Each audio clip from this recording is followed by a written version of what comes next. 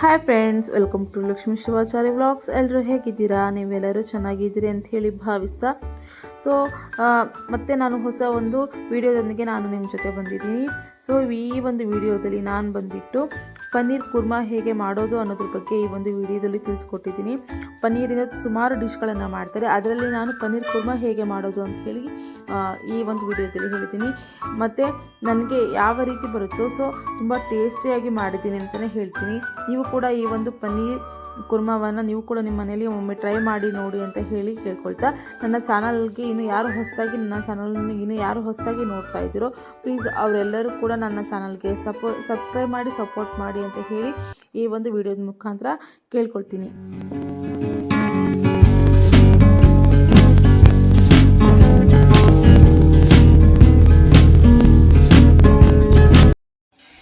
ಪನ್ನೀರ್ ಕರಿಗೆ ಪನ್ನೀರ್ ನೋಡಿ ಹಿಂಗೆ ಸಣ್ಣದಾಗಿ ಒಂದು ಸ್ವಲ್ಪ ನಾನು ಮೀಡಿಯಮ್ ಸೈಜ್ ಹೆಚ್ಕೊಂಡಿದ್ದೀನಿ. ಅದಕ್ಕೆ ಮತ್ತೆ ಈರುಳ್ಳಿ, ಅದೇ ರೀತಿಯಾಗಿ ಶುಂಠಿ, ಬೆಳ್ಳುಳ್ಳಿಯನ್ನು ತೊಗೊಂಡಿದ್ದೀನಿ. ಮತ್ತು ಒಂದು ಟೊಮೊಟೊ ಹಣ್ಣನ್ನು ಹೆಚ್ಕೊಂಡಿದ್ದೀನಿ.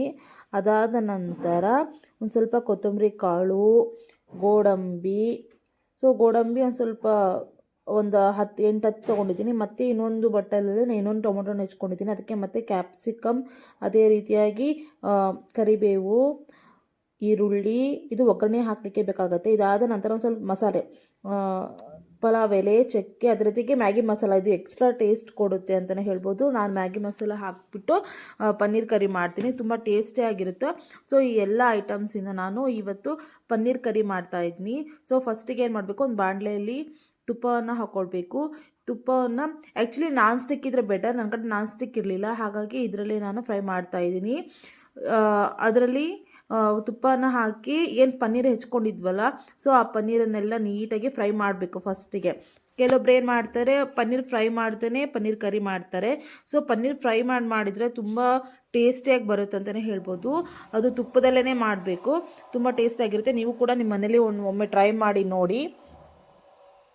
ಈ ರೀತಿಯಾಗಿ ಅದನ್ನು ಲೋ ಫ್ಲೇಮಲ್ಲಿ ಇಟ್ಕೋಬೇಕು. ಇದು ಫಸ್ಟು ಗಮನದಲ್ಲಿ ಇಟ್ಕೋಬೇಕು. ಈ ರೀತಿಯಾಗಿ ನೀಟಾಗಿ ತುಪ್ಪದಲ್ಲಿ ಫ್ರೈ ಆಗಬೇಕು ಪನ್ನೀರ್. ಹೀಗಾಗಿ ತುಂಬ ಟೇಸ್ಟಿಯಾಗಿ ಬರುತ್ತೆ. ಮತ್ತು ನಾನು ಅದೇ ಬಾಣಲೆಯಲ್ಲಿ ನಾನು ನೆಕ್ಸ್ಟು ಇನ್ನು ಸ್ವಲ್ಪ ಎಣ್ಣೆಯನ್ನು ಹಾಕ್ಕೊಂಡು ಅದಕ್ಕೆ ನಾನು ಒಂದು ಸ್ವಲ್ಪ ಚಕ್ರ ಮೊಗ್ಗು, ಚಕ್ಕೆ, ಪಲಾವ್ ಎಲೆ, ಅದೇ ರೀತಿಯಾಗಿ ಸ್ವಲ್ಪ ಈರುಳ್ಳಿಯನ್ನು ಹಾಕ್ಕೊತೀನಿ. ಅದಕ್ಕೆ ಮತ್ತೆ ಒಂದು ಸ್ವಲ್ಪ ಶುಂಠಿ ಇಟ್ಕೊಂಡಿದ್ದೆನಲ್ಲ, ಶುಂಠಿ, ಬೆಳ್ಳುಳ್ಳಿ, ಅದಾದ ನಂತರ ಅದಕ್ಕೆ ಮತ್ತೆ ಕೊತ್ತಂಬರಿ ಕಾಳು, ಇದನ್ನೆಲ್ಲ ನಾನು ಏನು ಮಾಡ್ತೀನಿ, ಎಣ್ಣೆಯಲ್ಲಿ ಒಂದು ಸ್ವಲ್ಪ ನೀಟಾಗಿ ಲೋ ಫ್ಲೇಮಲ್ಲೇ ಇಟ್ಕೊಂಡು ನಾನು ಫ್ರೈ ಮಾಡ್ತೀನಿ. ಸೊ ನೋಡಿ, ಅದಕ್ಕೆ ಮತ್ತೆ ನಾನು ಏನು ಮಾಡ್ತೀನಿ ಅಂತ ಹೇಳಿದ್ರೆ, ಏನು ಗೋಡಂಬಿ ತೊಗೊಂಡಿದ್ನಲ್ಲ ಆ ಗೋಡಂಬಿ ಕೂಡ ಲಾಸ್ಟಲ್ಲೇ ಹಾಕ್ಕೊಂಡ್ಬಿಟ್ಟು ಒಂದು ಸ್ವಲ್ಪ ಫ್ರೈ ಮಾಡಬೇಕಾಗತ್ತೆ. ಅದಾದ ನಂತರ ಅದಕ್ಕೆ ಮತ್ತೆ ನಾನು ಇನ್ನೊಂದು ಟೊಮೆಟೊ ನೆಚ್ಕೊಂಡಿದ್ನಲ್ಲ ಅದನ್ನು ಎಣ್ಣೆಲೇ ಕೂಡ ಅದನ್ನೇ ಮತ್ತೆ ಫ್ರೈ ಮಾಡಬೇಕಾಗತ್ತೆ. ಸೊ ಇದನ್ನೆಲ್ಲ ಹಾಕ್ಕೊಂಡ್ಬಿಟ್ಟು ನೀಟಾಗಿ ಫ್ರೈ ಮಾಡಿ ಒಂದು ಸ್ವಲ್ಪ ಇದನ್ನು ಆರಿಬಿಡ್ಬೇಕಾಗತ್ತೆ. ಸ್ವಲ್ಪ ಆರಿಬಿಟ್ಟು ಇದನ್ನು ಪೇಸ್ಟ್ ಮಾಡಿಕೊಂಡ್ರೆ ಇದು ಪೇಸ್ಟಿಗೆ ಪೇಸ್ಟ್ ಮಾಡ್ಕೊಂಡು ಹಾಕ್ಕೊಂಡ್ರೆ ತುಂಬ ಟೇಸ್ಟಿಯಾಗಿ ಬರುತ್ತೆ ಅಂತಲೇ ಹೇಳ್ತೀನಿ. ಈ ರೀತಿಯಾಗಿ ಎಲ್ಲ ಆರಿದ್ಮೇಲೆ ಮತ್ತೆ ನಾನು ಮಿಕ್ಸಿ ಜಾರಿಗೆ ಹಾಕ್ಕೊಂಡ್ಬಿಟ್ಟು ಅದನ್ನು ನಾನು ಏನು ಮಾಡ್ತೀನಿ, ತುಂಬ ನುಣ್ಣಗೆ ನಾನು ಇದನ್ನು ಈ ರೀತಿಯಾಗಿ ತುಂಬ ನುಣ್ಣಗೆ ರುಬ್ಕೊಳ್ಬೇಕಾಗತ್ತೆ. ಇದಾದ ನಂತರ ನಾನು ಮತ್ತೆ ಬಾಣಲಿಗೆ ಎಣ್ಣೆ ಹಾಕ್ಕೊಂಬಿಟ್ಟು ಅದಕ್ಕೆ ಸ್ವಲ್ಪ ಸಾಸಿವೆನ ಹಾಕ್ಕೊಳ್ತೀನಿ. ಸೊ ಸಾಸಿವೆ ಎಲ್ಲ ಚಟಪಟ ಅಂದಮೇಲೆ ಅದಕ್ಕೆ ಒಂದು ಸ್ವಲ್ಪ ಜೀರಿಗೆ, ಅದೇ ರೀತಿಯಾಗಿ ಅದಕ್ಕೆ ಈರುಳ್ಳಿ ಮತ್ತು ಅದಕ್ಕೆ ಕರಿಬೇವನ್ನು ಹಾಕ್ಕೊಳ್ತೀನಿ. ಸೊ ಇದಾದ ನಂತರ ಅದನ್ನೊಂದು ಸ್ವಲ್ಪ ಫ್ರೈ ಆಗಬೇಕು. ಅದ್ರ ಜೊತೆಗೆ ಮತ್ತು ಅದಕ್ಕೆ ನಾನು ಒಂದು ಸ್ವಲ್ಪ ಕ್ಯಾಪ್ಸಿಕಮ್ ಹಾಕ್ಕೊಳ್ತೀನಿ. ಒಂದು ಸ್ವಲ್ಪ ದೊಡ್ಡದಾಗೆ ಹೆಚ್ಕೊಳ್ತೀನಿ, ಯಾಕಂತ ಹೇಳಿದರೆ ಇದು ತಿನ್ನಬೇಕಾದ್ರೆ ಬಾಯಲ್ಲಿ ಬಂದರೆ ಸಖತ್ ಟೇಸ್ಟಿಯಾಗಿ ಬರುತ್ತೆ. ಸೊ ಹಾಗಾಗಿ ಕ್ಯಾಪ್ಸಿಕಮ್ ಸ್ವಲ್ಪ ದೊಡ್ಡದಾಗಿ ಹೆಚ್ಕೊಂಡು ಅದಾದ ನಂತರ ಅದಕ್ಕೆ ಒಂದು ಸ್ವಲ್ಪ ಟೊಮೊಟೊವನ್ನು ಹಾಕ್ಕೊಳ್ತೀನಿ. ಅದಕ್ಕೆ ಮತ್ತು ನಾವು ಏನು ರುಬ್ಬಿರ್ತೀವಲ್ವ ಆ ಪೇಸ್ಟನ್ನು ಅದಕ್ಕೆ ಮಿಕ್ಸ್ ಮಾಡ್ಕೊಳ್ತೀನಿ. ಸೊ ನೀಟಾಗಿದ್ದು ಮಿಕ್ಸಪ್ ಆಗಬೇಕು. ಆ್ಯಕ್ಚುಲಿ ಇದು ತುಂಬ ಬೇಯಲಿಕ್ಕೇನು ಅಷ್ಟೊಂದು ಅವಶ್ಯಕತೆ ಇರೋದಿಲ್ಲ ಸ್ಟಾರ್ಟಿಂಗ್ಗೆ. ಯಾಕೆ ಅಂತ ಹೇಳಿದ್ರೆ ನಾವು ಆಲ್ರೆಡಿ ಹುರಿದಾಕಿರ್ತೀವಲ್ವ, ಸೊ ಅಷ್ಟೇನು ಇದು ಹಸಿ ಸ್ಮೆಲ್ ಬರೋದೇ ಇಲ್ಲ.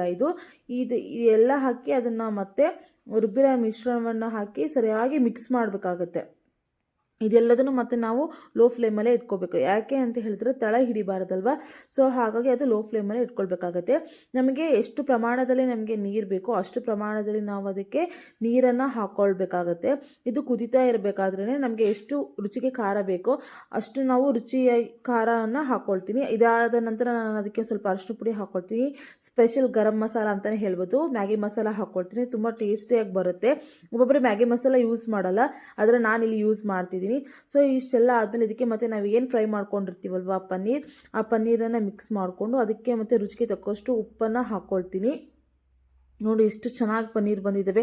ಈ ಪನ್ನೀರೆಲ್ಲ ಒಂದೊಂದೇ ಫುಲ್ ಎಲ್ಲ ಕಡೆನೂ ಹಾಕ್ಕೊಳ್ಬೇಕಾಗುತ್ತೆ. ಸೊ ಎಲ್ಲ ಕಡೆ ಹಾಕ್ಕೊಂಡ ನಂತರ ನೀಟಾಗಿ ಇದನ್ನು ಮಿಕ್ಸ್ ಮಾಡ್ಕೊಳ್ಬೇಕಾಗತ್ತೆ. ನೋಡಿ ಯಾವ ರೀತಿ ಈಗ ಕಲರ್ ಚೇಂಜ್ ಆಗ್ತಾ ಇದೆ ಅಂತ ಹೇಳಿಬಿಟ್ಟು. ಖಾರ ಎಲ್ಲ, ಮಸಾಲ, ಉಪ್ಪು, ಟೊಮೊಟೊ, ಈರುಳ್ಳಿ ಎಲ್ಲದೂ ಕೂಡ ಒಂದು ಒಳ್ಳೆಯ ಹದಕ್ಕೆ ಇದು ಬರುತ್ತೆ. ಸೊ ಮತ್ತೆ ನಮಗೆ ಎಷ್ಟು ಪ್ರಮಾಣದಲ್ಲಿ ನೀರು ಬೇಕಾಗುತ್ತೋ ಅಷ್ಟು ಸ್ವಲ್ಪನೇ ನೀರು ಹಾಕ್ಕೊಂಡ್ಬಿಟ್ಟು ಲೋ ಫ್ಲೇಮಲ್ಲಿ ಇಟ್ಕೊಂಡ್ಬಿಟ್ಟು ಇದನ್ನು ನಾವೇನು ಮಾಡಬೇಕು, ಕುದಿಸ್ಬೇಕಾಗುತ್ತೆ. ಸೊ ನಾನು ಮತ್ತೆ ಲಿಡ್ನ ಕ್ಲೋಸ್ ಮಾಡ್ಕೊಳ್ತೀನಿ. ನೋಡಿ ಯಾವ ರೀತಿ ಕುದಿ ಬರ್ತಾ ಇದೆ ಅಂತ ಹೇಳ್ಬಿಟ್ಟು. ಲೋ ಫ್ಲೇಮಲ್ಲಿ ಇಟ್ಕೊಂಡ್ರು ಎಷ್ಟು ಚೆನ್ನಾಗಿ ಕುದಿ ಬರುತ್ತೆ, ತಳ ಹಿಡಿಯೋದಿಲ್ಲ, ತುಂಬ ಟೇಸ್ಟಿಯಾಗಿ ಬರುತ್ತೆ ಅಂತಲೇ ಹೇಳ್ತೀನಿ. ಸೊ ಯಾರೆಲ್ಲ ನಿಮಗೆ ಈ ಒಂದು ಪನ್ನೀರ್ ಇಷ್ಟ ಆಗಿದೆ, ಸೊ ಅವರೆಲ್ಲರೂ ಕೂಡ ನೀವು ಕೂಡ ನಿಮ್ಮ ಮನೇಲಿ ಒಮ್ಮೆ ಟ್ರೈ ಮಾಡಿ ನೋಡಿ. ಇಷ್ಟ ಆಯಿತು ಅಂತ ಹೇಳಿದರೆ ನನ್ನ ಚಾನಲ್ಗೆ ಸಬ್ಸ್ಕ್ರೈಬ್ ಮಾಡಿ, ಅದೇ ರೀತಿಯಾಗಿ ಲೈಕ್ ಮಾಡಿ, ಶೇರ್ ಮಾಡಿ, ಕಮೆಂಟ್ಸ್ ಮಾಡಿ ಅಂತ ಹೇಳಿ ಕೇಳ್ಕೊಳ್ತೀನಿ.